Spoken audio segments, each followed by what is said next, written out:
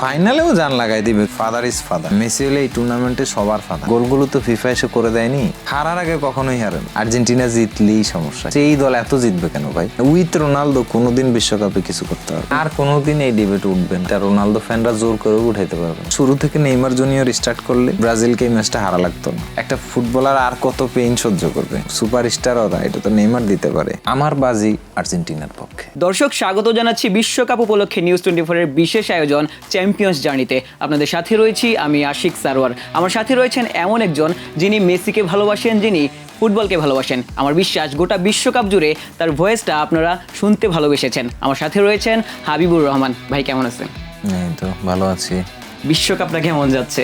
টুকু ভালো হওয়া দরকার, ততটুকু। মাঝখানে শুধুমাত্র ফ্রান্সের বিদায়টুকু একটু আর কি খারাপ লেগেছে। এখন ফ্যান হিসেবে আর্জেন্টিনা ফ্যানদের জার্নি অনেক বেশি কমপ্লিট, কারণ তাদের আসলে বি টিম তাদের ফাইনালে আসছে প্রতিপক্ষ হিসেবে। মানে আর্জেন্টিনা স্পেন তো আসলে এ আর বি তাদের। গোটা বিশ্বকাপ জুড়েই মেসির এফেক্ট ছিল, তার এফেক্টটা কেমন লেগেছে? এটাই তো আসলে আমার কন্টেন্ট জার্নির স্টার্টিং পয়েন্টটাই এটা, যে মেসি ইফেক্টটা কেমন হতে পারে এ নিয়ে আসলে ভিডিওটা দিছি। হিউস্টনে রকিং টেস্টি, সীমানা ছাড়াও নিজেকে হারাও। মেসি যখন স্ট্রং কোনো ওপিনিয়ন দেয় সেটার জন্য জানটা লাগাই দেয়। আমি ভাবছি যে সে গোল্ডেন বুটের জন্য বড় দাবিদার হবে, কিন্তু সে যে গোল্ডেন বলের জন্য বড় দাবিদার হতে যাচ্ছে এটা আসলে কল্পনার বাইরে ছিল। প্লে মেকিং, অ্যাসিস্ট, মেসি হলো এই আর্জেন্টিনা টিমটার আত্মা। আর্জেন্টিনার চোখ, মুখ এবং বডি ল্যাঙ্গুয়েজ বলছিল এই ম্যাচটা তারা জিতবে। কখন জিতবে জানি না, বাট তারা জিতবে, এটা বডি ল্যাঙ্গুয়েজ বলছিলেন স্পেন হচ্ছে বার্সেলোনা স্টাইলের ফুটবলটা খেলে। এটা বার্সেলোনা ভার্সাস বার্সেলোনা, কিন্তু আর্জেন্টিনাও ওই সিমিলার ঘরানার ফুটবলটাই খেলে। এটার ইমপ্লিমেশন মেসি করছে। কোনোভাবে মনে হচ্ছে আর্জেন্টিনা রিয়াল মাদ্রিদ যেভাবে তারা কামব্যাক করতেছে 21-22 আমরা দেখতাম চ্যাম্পিয়ন্স লিগে যেভাবে যেই অরাটা তারা সেট করেছে, যে ওরা এক্সপিরিয়েন্স আর মেন্টালিটি হলো রিয়াল মাদ্রিদের।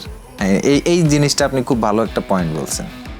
আর্জেন্টিনার যে ওরা মেন্টালিটি, কামব্যাক মেন্টালিটি এবং প্রেজেন্স অফ মাইন্ড, মানসিক যে শক্তি, এটা হলো রিয়াল মাদ্রিদ স্টাইলের। ওই যে জিদানের আমলের রিয়াল মাদ্রিদের একটা প্রচলিত উক্তি ছিল, every game is a final. কিন্তু আর্জেন্টিনার প্লেইং স্টাইল হলো বার্সেলোনার মতো। ওকে, এনার্জি অ্যাবজর্ব করে স্লো খেলা, মেন্টালিটিতে। এই জিনিসটাও দুই দলকে কিন্তু আলাদা করে ফেলতে পারে। মানে মানসিকতার দিক থেকে রিয়াল মাদ্রিদ, খেলার দিক থেকে বার্সেলোনা। এই জায়গাতেও ধরেন আর্জেন্টিনার একটা অ্যাডভান্টেজ পয়েন্ট বেশি ধরা যায়, কারণ রিয়াল মাদ্রিদে কখনো মেসি খেলেননি। রিয়াল মাদ্রিদের হিস্ট্রিতে টেক্কা দেওয়ার মতো প্লেয়ার বার্সেলোনা থেকে মেসি আসছে। মেসি আসলে বার্সেলোনার ইতিহাসটা নতুন করে লিখছে।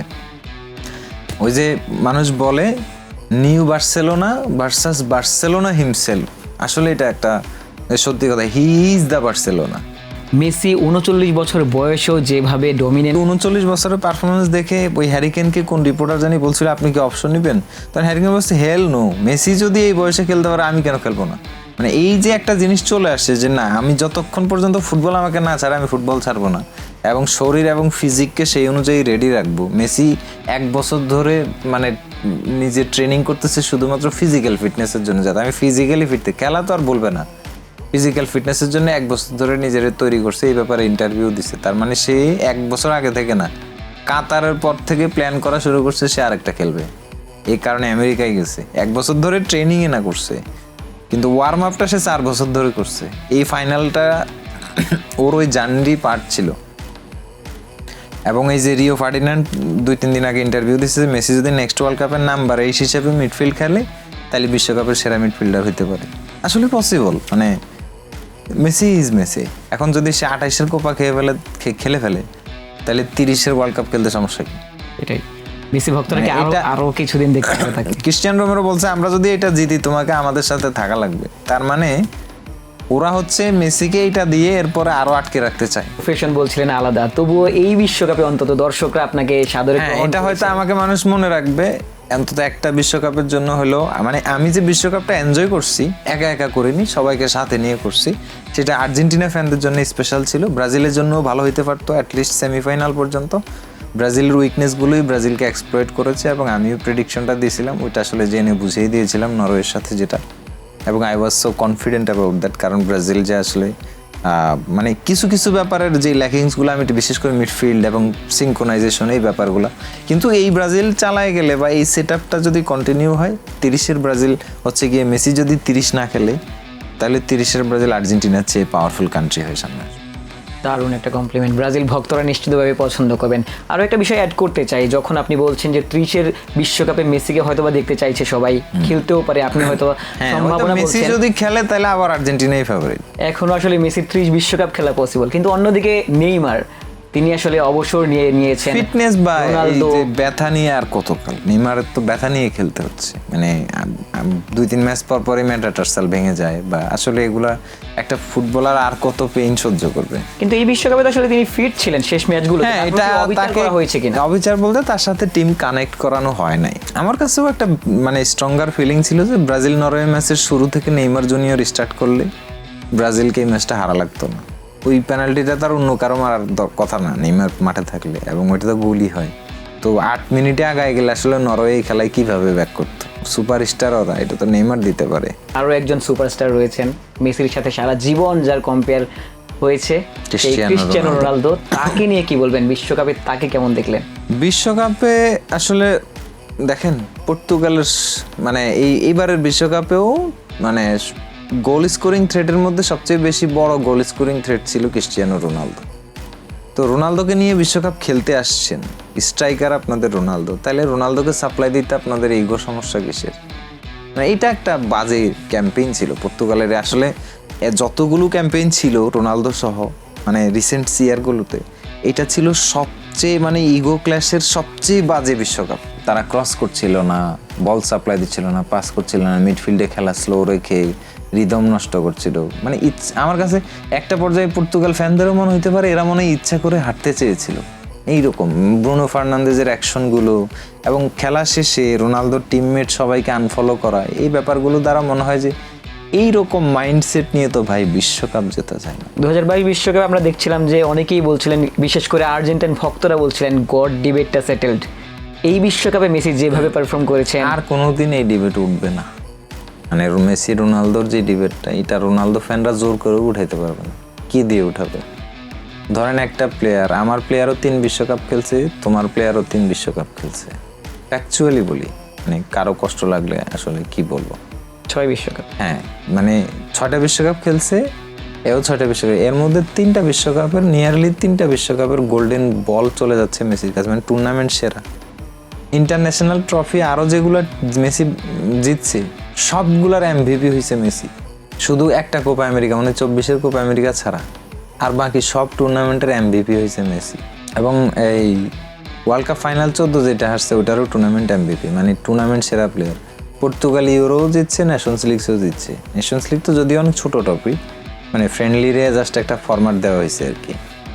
তো সেটার এমভিপিও রোনালদো কোনোদিন হইতে পারে না এরকম কোনো টুর্নামেন্টে। সে তো গোল স্কোরার না, গোল্ডেন বুটও জিতছে। তাহলে কোন মানদণ্ডে তাকে ইন্টারন্যাশনালি মেসি সেরা বলবেন? তখনই নজরটা পড়বে ব্যালন ডিওরে। 9 আর 5 মানে 8 আর 5 বিশাল ডিস্টেন্স, বিশাল মানে লিগাসি কত হইতে। আবার খেলার স্টাইলে যদি যান, এই যে এখন মেসির ইম্প্যাক্টটা দেখেন, মানে মেসির 22 পর্যন্ত কোনো ডিবেট যদি বাকি থাকে, এই ওয়ার্ল্ড কাপে যেটুকু বাকি ছিল ইন্ডিভিজুয়াল টিম ক্যারি করা বা ইন্ডিভিজুয়াল সব কিছু চালানোতে, মেসি এই ওয়ার্ল্ড কাপে যেটা করে দেখাইছে, এটা তো অনেক ব্রাজিলিয়ান অনেক রোনালদো ফ্যানেরও আসলে গ্রেটনেস স্বীকার করে নেওয়ার সময় এসে গেছে। কিচ্ছু করার নাই। মেসি রোনালদোর একটা হেলদি ডিবেট ছিল, তারা কাছাকাছি ছিল, এইটুক বলতে পারে যে মেসি ওয়াজ স্লাইটেস্ট বেটার। ক্রিস্টিয়ানোর কথা বলছিলেন এবং তার দলের সতীর্থদের সাথে খানিকটা কন্ট্রোভার্সিয়াল অনেক কিছু আমরা আলোচনা করলাম। জি, এই বিশ্বকাপে কন্ট্রোভার্সিয়াল বিষয়গুলো নিয়ে কি বলছেন, কিংবা ফ্যানরা যেভাবে বলছেন যে ফিফা মেসিকে ফেভার করছে? গোলগুলো তো ফিফা এসে করে দেয়নি, গোলগুলো ওরা করতে হয়েছে, পারফরমেন্সেই যে এই পর্যায়ে আসছে, এটা তো দিনের আলোর মতো এখন পরিষ্কার। এবং ইংল্যান্ডের ম্যাচটা অনেক ক্লিন একটা সেমিফাইনালও হয়েছে। মানে এগুলো হচ্ছে মেসির গ্রেটনেসটাকে যাতে হাইড করতে কিছুটা। ধরেন আর্জেন্টিনা 2022 বিশ্বকাপ জেতার আগ পর্যন্ত কখনোই ফিফা রিগড ছিল না, মানে এর পরেই সাথে সাথে ফিফা রিগিং হয়ে গেছে। আসলে রিগের এই সমস্যা সেই সমস্যা, আর্জেন্টিনা জিতলেই সমস্যা। কিন্তু দেখেন আর্জেন্টিনা জিততেই থাকে, জিততেই আছে, ওর পরতে আর কখনো হারাই নাই।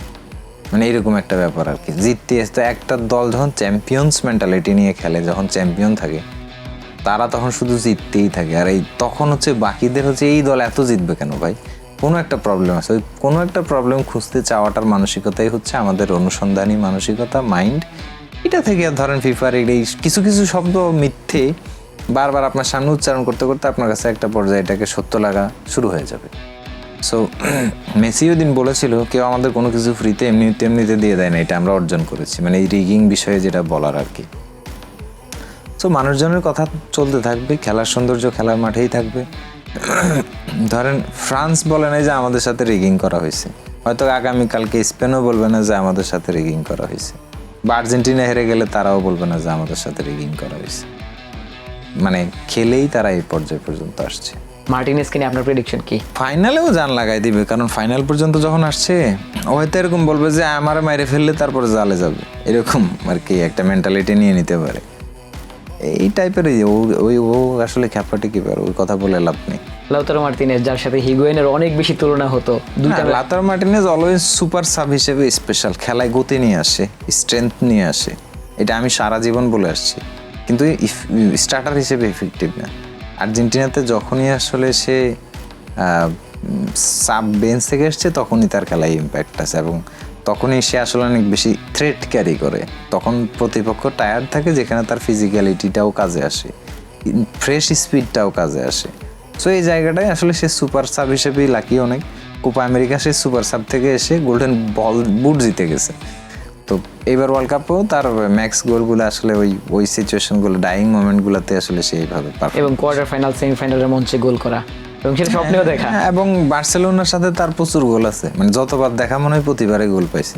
সো মনে হচ্ছে ফাইনালেও গোল পেতে পারে। মেসি যে বার্সেলোনাতে যেভাবে খেলতো সেই দর্শনটাই লামিন ইয়ামাল ক্যারি করতেছেন, এবং তার সেই ছোট্টবেলার ছবিটা মেসির সাথেই ছবি, এত বছর পর আবার একসাথে ছিল খেলবে। 20, তো এখন 39, তো লামিন ইয়ামালের জার্সি নাম্বার 19, বয়স 19। ওই সময় মেসি পড়তো 19 নাম্বার জার্সি, ফাইনাল খেলা 19 তারিখে, ঠিক আছে। সো এটা একটা মানে সুন্দর একটা আসলে ফ্যারিটেইল এন্ডিং এর মতো মেসির জন্য এবং ইয়ামালের জন্য ফ্যারিটেইল স্টার্টিং এর মতো। এই ম্যাচটা যা কিছুই হবে না কেন, এটা হলো বার্সেলোনা ভার্সাস বার্সেলোনা, বার্সেলোনার সুদিন, বার্সেলোনা ফ্যানদের সুদিন। মানে তারা মেসি এবং লামিন ইয়ামালকে দেখবে, যেদিকেই যাক না কেন রেজাল্ট। লামিন ইয়ামাল জিতলে তাকে ডিফেন্ড করতে পারবে যে আমার বেস্ট প্লেয়ারের অলরেডি একটা বিশ্বকাপ আছে, এইটা টাইপের একটা ব্যাপার হয়ে যাবে। তাকে এমবাপ্পের কম্পারিজন টেবিলে বসানো খুব সহজ হয়ে যাবে বার্সেলোনা ফ্যানের পার্সপেক্টিভ থেকে। আর মেসি জিতলে মেসি চলে যাবে একদম আকাশের বিয়ন্ড, ঠিক আছে।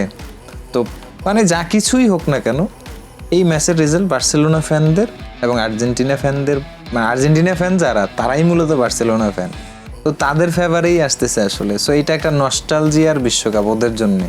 কিন্তু ব্রাজিল পর্তুগাল, বা ধরেন ব্রাজিল পর্তুগাল ফাইনাল হইলে এটা হয়তো তাদের নস্টালজিয়া, তো ওই জিনিসটা হয়নি, কিন্তু এই জিনিসটা হয়ে গেছে। বাকি সব যা আছে মাঝপথে, মানে কিছুক্ষণ ফ্রান্স, কিছুক্ষণ ইংল্যান্ড সাপোর্ট করা, এই জিনিসগুলো তো আসলে ভেরি সেকেন্ডারি, জাস্ট এনজয় করার জন্য। বাট এই স্পেনের সেমিফাইনালটাকে অনেক নিউট্রাল মানুষজন পছন্দ করেছে, যে ফ্রান্সকে কিভাবে, এটা তো আমরা ক্লাব ফুটবলে দেখে আসছি যে রিয়াল মাদ্রিদ দিকে কিভাবে আটকায় দিচ্ছে।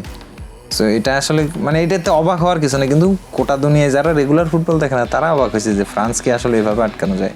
মানে এমবাপ্পেকে আটকে দেয়াই ফ্রান্সকে আটকে দেয়া। তো এমবাপ্পে না, পুরো ফ্রান্স টিমই তো ফরওয়ার্ড তো কাট, শুধু এমবাপ্পে আটকেছে যে তাই না, সবাই আসলে। হ্যাঁ, তো বার্সেলোনা ফুটবল মানে হইলো এই ফাস্ট ফুটবলের কিলার, মানে তো ওই জিনিসটা হচ্ছে মানুষ এখন বুঝছে, এখন সামনের দিকে আরো বুঝবে। তো এই জায়গাটা থেকে আসলে যেটা দাঁড়াইলো সেটা হচ্ছে এই বিশ্বকাপটা এখন আর অ্যানালাইজ করার কিছু নাই, এখন আর প্রেডিকশন দেওয়ার কিছু নাই, বা এখন আর ওই সব দিকে যাওয়া উচিত না। মেসির শেষটা এনজয় করুন, অথবা লামিন ইয়ামালের শুরুটা। তো আমার কাছে মনে হয়েছে যে 14 মেসি যখন হারছে তখনই তার ফুটবলের ক্ষুধা বাড়ছে, লিগাসি তৈরি হয়েছে। মানে 14 সালে মেসি ওয়ার্ল্ড কাপ জিতে গেলে মেসি মনে হয় 30 বছর বয়সের পরে রিটায়ার করতো, মানে হয়তো আর ওইভাবে কন্টিনিউ করতো না, ক্যারিও করতো না, এরকম রূপকথা ফ্যারিটেইল আসতো না। লামিন ইয়ামাল চ্যাম্পিয়ন্স লিগের খুব কাছ থেকে ঝরে পড়ছে ইন্টার মিলানের সাথে সেমিফাইনাল, এবং ওয়ার্ল্ড কাপের এই স্টেজ থেকে যদি একটা ফাইনাল হারে, এটা তার গড়ে ওঠার জন্যে, বেড়ে ওঠার জন্য, এবং বার্সেলোনার এই ব্যাচটার আরও বেশি নিজেদেরকে পুশ করার জন্য একটা বিশাল বড় মোটিভেশন হবে। So as a Barcelona fan I want it they should lose it. বলছিলেন লামিন ইয়ামালের কথা, স্পেনের কথা, এমবাপ্পের কথাও বলছিলেন। জি, ওই মোমেন্টটা যখন আসলে সেমিফাইনালে স্পেন এইভাবে আউটক্লাস করলো ফ্রান্সকে, সেখানটাতে মানে ব্যর্থতাটা কোন জায়গায় ছিল, এইটা কেন ব্যর্থতা হলো হচ্ছে আসলে? মিডফিল্ড। আমি তো প্রেডিক্ট করছিলাম যে স্পেনই জিতবে এবং আমি হচ্ছে গিয়ে স্পেন সাফোকেট করাই ফেলবে, এটাও বলছি। মানে ওভারঅল এভরিথিং, এমনকি আমি স্কোর লাইনও প্রেডিক্ট করছিলাম 2-1। ওই স্পেন সাফোকেটিং ফুটবল খেলাবে ওটাই বলছিলাম। তো ওই জায়গাটা থেকে আসলে হয়েছে কি, স্পেন সাফোকেটই করাইছে এবং ফ্রান্স আসলে গোলের কাছেও আসতে পারে, মনে হয় 2টা অনসার টার্গেট শট ছিল। তো এই ফুটবলটা আমি দেখেছিলাম, মানে রিয়াল মাদ্রিদকে নিউট্রিলাইজ কিভাবে করতে হবে। হানসি ফ্লিক এই কাজটা বেশি করছে এই সিজনটাতে, মানে ফাস্টার ফুটবলকে কিভাবে বার্সেলোনা ফুটবল দিয়ে নিউট্রিলাইজ করা যায়। এখানে আরেকটা জিনিস ছিল হাইলাইন। ফ্রান্সের বিপক্ষে স্পেন হাইলাইন খেলেছে এবং 3বার 1-on-1 সিচুয়েশন অফ সাইডে ফেলে দিয়েছে, আর একবার হচ্ছে বল নিয়ে বেরো গেছে, উনাই সিমন সুইপার কিপিং করে পয়েন্ট মানে থ্রেট নিউট্রিলাইজ করে দিয়েছে। সো এই জায়গাটা থেকে এটাই প্রুভ হয় যে they copied Barcelona system, paste it to France. এবং রিয়াল মাদ্রিদ যেই ডাইরেক্ট ফুটবলটা খেলে, ফ্রান্স অ্যাকচুয়ালি সেই ডাইরেক্ট ফুটবলটাই খেলে থ্রু ডিফেন্স, অ্যাটাকারদের কাছে বল দাও। তো মিডফিল্ডে সাপ্লাই শেষ হয়ে গেলে অ্যাটাকাররা বল করতে পারবে। এই জন্য এমবাপ্পেও বল পায়নি, পুলিশও বল পায়নি, ডেম্বেলেও পায়নি, বার্কোলাও পায়নি। আসলে তাদের বলের জন্য ছুটেই 90 মিনিটস পার হয়ে গেছে। রিয়াল মাদ্রিদের কথা বলছিলেন, ছোট্ট করে জানতে চাই, এমবাপ্পে বিশ্বকাপে এলে এতটা অতিমানবীয় হয়ে যান, রিয়াল মাদ্রিদে খানিকটা ইগো ক্ল্যাশ আছে কিনা ভিনিসিয়াসের সাথে? ইগো ক্ল্যাশ না, আমি সারা জীবন বলছি ভিনিসিয়াস আর এমবাপ্পে কখনোই একই টিমের প্লেয়ার না। আপনার এমবাপ্পের মতো ফিগারকে পালতে হলে ভিনিসিয়াসকে ছাড়তে হবে।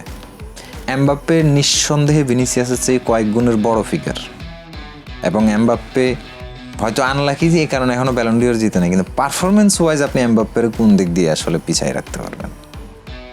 মানে modern football dominance after Messi, ওর প্রেজেন্সটাই, ওর অরাটাই হচ্ছে সবচেয়ে স্ট্রং অরা। লামিন ইয়ামাল তো মাত্র আসতেছে নতুন, শুক্রে 8 দিন। এমবাপ্পে হচ্ছে মেসি যুগ, এখনো তো মেসি যুগ শেষ হয় নাই, তারপরে এমবাপ্পে হচ্ছে রিয়েল অরাটা দিছে, ওই প্রেজেন্সটা দিছে বেসিক্যালি। ডেম্বেলে একটা ব্যালন ডিওর জিতছে, বাট অরা প্রেজেন্সে মানে এমবাপ্পের ফিগার ডেম্বেলের চেয়ে অবশ্যই বড়। বার্সেলোনা ফ্যানরা তো স্বীকার করবে না, বাট এমবাপ্পের লিগাসিটা তো তৈরি হওয়া রেডিমেড লিগাসি এই মুহূর্তে। জাস্ট ধরেন দলের একটা ইয়াতে এখন রিয়াল মাদ্রিদ গ্যালাক্টিকও চায়, একই পজিশনে 2টা টপ প্লেয়ার রেখে দিয়েছে, এমবাপ্পে ভিনিসিয়াস লেফট উইঙ্গার। হয় না আসলে, একই সাথে এরা খেলতে পারে না। আর এমবাপ্পে পিওরেস্ট নাম্বার 9 না, তাকে উইংই রাখতে হবে, উইং থেকে যে ভিতরে আসবে। সো এই জায়গাটা একটা প্রবলেমেটিক জায়গা। তা আমি মনে করি যে রিয়াল মাদ্রিদ যদি অ্যাকচুয়ালি এমবাপ্পেকে ব্যালন ডিওর জিতাইতে হয়, বা রিয়াল মাদ্রিদেরও আসলে অনেক বেশি ভালো, বা এমবাপ্পের কমপ্লিট সার্ভিস দেখেন। ফ্রান্সে এমবাপ্পে ডিফেন্ড করেছে, মিডফিল্ডে ড্রপ করেছে, সাপ্লাই করেছে, অ্যাসিস্ট করেছে, আর কি চান? রিয়াল মাদ্রিদে কিন্তু এমবাপ্পে নিচের দিকে আসেও না। বুঝতে পেরেছেন প্রবলেমটা কোথায়? ওই কানেকশনটা হচ্ছে না, ওই ফিলিংটা আসতেছে না। ক্লাবের ক্ষেত্রে ওই জিনিসটা আছে, ন্যাশনালে যখন আসে তো ফিলিংটা চলে আসে। আসলে এই বিশ্বকাপে আপনার চোখে সেরা একাদশে কারা জায়গা পাবেন? আমি আসলে এটা নিয়ে খুব একটা থিঙ্ক করি নাই। তারপরে যদি বলি, গোলকিপার হচ্ছে ভজিনিয়া, তারপরে সেন্ট্রাল ডিফেন্ডার হলো একজন হলো পাও কুবার্সি, আরেকজন সেন্টার ব্যাক হবে হচ্ছে লিসান্দ্রো মার্টিনেজ। দুজনই বল পায়ে খুবই ভেরি গুড সেন্টার ব্যাক ছিল, বিল্ড আপে হেল্প করা, এরা হচ্ছে ডিপ লাইনের প্লে মেকার। তো আমি দুজনকেই পছন্দ করবো। মার্কো কুরিয়া? ইয়েস, মার্কো কুরিয়া 1, আর অ্যানাদার ফুলব্যাক হলো নুনো মেন্ডেস। পর্তুগাল। আর মিডফিল্ডে আমি ডিফেন্সিভ মিডফিল্ড পজিশনে রড্রিকে রাখছি শিওর। এরপরে হ্যাঁ, এরপরে এনজো ফার্নান্দেজ, লায়নেল মেসি তো number 10, Lamine Yamal right winger, আর স্ট্রাইকার হ্যারি কেইন। এমবাপ্পেকে রাখছেন না আপনি? এমবাপ্পে নেই আপনার দলে? সরি, লেফট সরি, অবশ্যই এমবাপ্পে থাকবে লেফট উইং এ, অবশ্যই এমবাপ্পেকে রাখা উচিত। এমবাপ্পে, লামিন ইয়ামাল, মেসি, এটা আমার ফরওয়ার্ড লাইন কমপ্লিট আসলে, মানে এখানে আর কিছু নাই। Prediction time. 2022 বিশ্বকাপে প্রেডিক্ট করেছিলেন আর্জেন্টিনা চ্যাম্পিয়ন হবে, এবারও তারা ফাইনালে, স্পেন তাদের প্রতিপক্ষ। আপনার প্রেডিকশন কি? আমার প্রেডিকশন হচ্ছে এটা মেন্টাল এবং ট্যাকটিক্যাল ব্যাটেল হবে। আসলে মেন্টাল ব্যাটেলটা আর্জেন্টিনার দিক থেকে যাবে, ট্যাকটিক্যাল ব্যাটেলটা স্পেনের দিক থেকে যাবে। সো বার্সেলোনাও কিছু দিনে হারে, বার্সেলোনা সব ম্যাচ জেতে না। সো আমি মনে করি যে এই ম্যাচটা আর্জেন্টিনা নিয়ে যাবে সাম হাউ সাম ওয়ে। জানি না কিভাবে সামহাউ সামওয়ে এই ম্যাচটা ছাড়বে না। তবে যেদিকেই যাক না কেন রেজাল্ট, এটা হয়তো শেষের শুরু অথবা শুরুতেই শেষ, এরকম হইতে পারে। মানে শুরুতেই শেষ মানে লামিনে ইয়ামাল স্যাটিসফ্যাকশন, ক্যারিয়ার স্যাটিসফ্যাকশনটা চলে আসবে। এটা হচ্ছে শুরুতেই শেষ ব্যাপার, আমি যেটা চাই না। আর মেসি হচ্ছে শেষ থেকে শুরু, আর্জেন্টিনার নিউ লিগাসি, নিউ চ্যাপ্টার, শেষের শুরু। তো এরকম। তো আমার বাজি আর্জেন্টিনার পক্ষে। They will be the champion, there can be 4 star in their jersey ইনশাআল্লাহ। Lionel Messi back to back. আরও দুটি ছোট প্রেডিকশন যদি করতে চাই, আপনার মনে হয় কি যে আসলে মেসি ছাড়া এই বিশ্বকাপে গোল্ডেন বলটা অন্য কেউ পাবেন? গোল্ডেন বল তো শিওর, আমার মনে হচ্ছে গোল্ডেন বুটটাও মেসি পাবে। আমার মনে হচ্ছে মেসি এবার বুট বল কোনোটাই ছাড়তে চাইছেন না। Thank you so much Habibur, আপনি আমাদের সাথে ছিলেন, আমাদেরকে সময় দিয়েছেন, আপনাকে ধন্যবাদ। এবং আপনি দারুণ প্রেডিকশন করেছেন। আমার প্রেডিকশন সবগুলা হয়েছে, লাস্ট এটাই বাকি আছে। আপনার প্রেডিকশন হয়তো বা মিলে যেতে পারে, মিলে গেলে হয়তো বা আর্জেন্টাইন ভক্তরা সব থেকে বেশি খুশি হবেন। দর্শক, আমাদের সাথে ছিলেন হাবিবুর, তার অ্যানালিসিস আপনি শুনেছেন। গোটা বিশ্বকাপ জুড়ে যিনি দুর্দান্ত অ্যানালিসিস করেছেন, তার প্রেডিকশনগুলো মিলে গিয়েছিল। এই বিশ্বকাপে অনেকগুলো প্রেডিকশন মিলেছে এবং ফাইনাল নিয়ে তিনি প্রেডিক্ট করেছেন আর্জেন্টিনা চ্যাম্পিয়ন হবে, সেখানটাতে গোল্ডেন বল মেসি জিতবেন এবং বুটটাও হয়তো বা তিনি জিততে চলেছেন। চ্যাম্পিয়ন্স জার্নিতে আপনারা আমাদের সাথে ছিলেন, আপনাদের সাথে ছিলাম আমি আশিক সারোয়ার, এবং আমাদের সাথে থাকার জন্য ধন্যবাদ। ভবিষ্যতে কোনো একটা চ্যাম্পিয়ন জার্নিতে আপনাদের সাথে আরও একবার যুক্ত হওয়ার চেষ্টা করব। ধন্যবাদ।